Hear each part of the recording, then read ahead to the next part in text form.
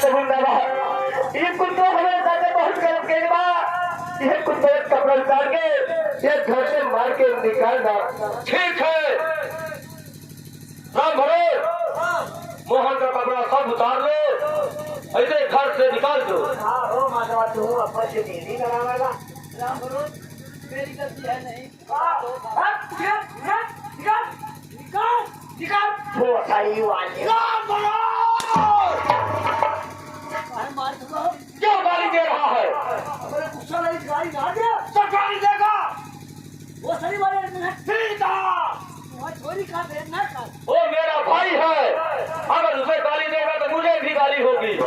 या भाई हमारा एक के मार के या तोरो मार गाली मारी। क्या उसकी माँ मेरी माँ दूसरी है, बाटी हुई है?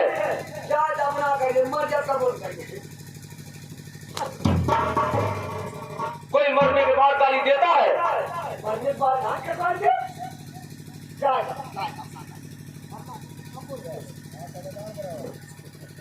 क्या बोलो? हां बता दो साहब साहब साहब बना तू पहले घर से निकल के जल्दी आता है। राम भरोस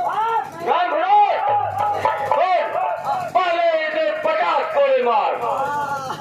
ये बात सही कहा। अब मजा आई तू अब चली ही लड़ावा। राम भरोस वो सारी बात। राम भरोस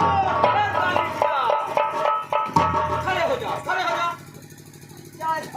अरे साला हमें गुस्सा लगे ले कहा कहीं गाड़ियाड़े अपन गाड़ी पर जरा अपना राम भरोस आदि हाथ ऊपर कर।